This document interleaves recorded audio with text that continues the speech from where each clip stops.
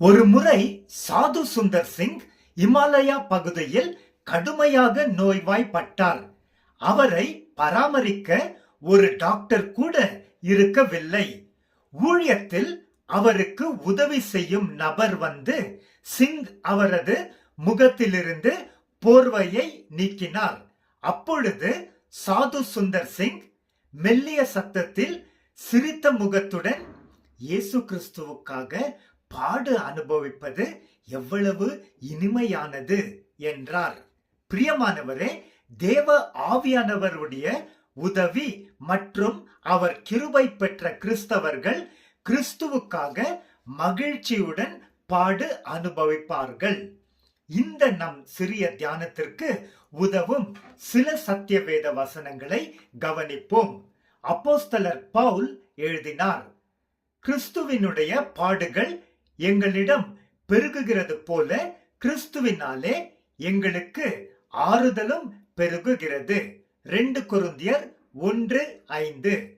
கிறிஸ்துவை விசுவாசிக்கிறதற்கு மட்டும் அல்ல, அவருக்காக பாடுகள் படுகிறதற்கும் உங்களுக்கு கொடுக்கப்பட்டு இருக்கிறது.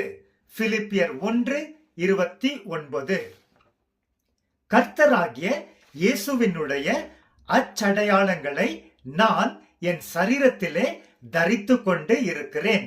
கலாத்தியர் 6:17.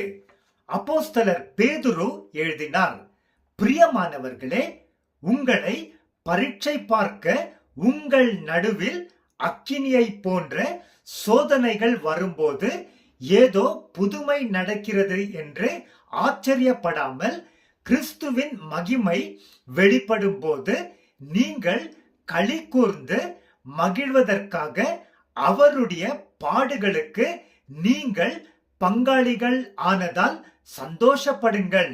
நீங்கள் கிறிஸ்துவின் நாமத்திற்காக அவமதிக்கப்பட்டால் பாக்கியவான்கள். ஏனென்றால் தேவனுடைய ஆவியாகிய மகிமையுள்ள ஆவியானவர் உங்கள் மேல் தங்கி இருக்கிறார். ஒருவன் கிறிஸ்தவனாக இருப்பதினால் பாடுபட்டால் வெட்கப்படாமல் இருந்து அதனால் தேவனை மகிமைப்படுத்த வேண்டும். 1 பேதுரு 4:12-16. உலகத்தில் உள்ள உங்களுடைய சகோதரர்களும் இப்படிப்பட்ட பாடுகளை அனுபவிக்கிறார்கள் என்று தெரிந்திருக்கிறீர்களே. 1 பேதுரு 5:9. ஆமென்.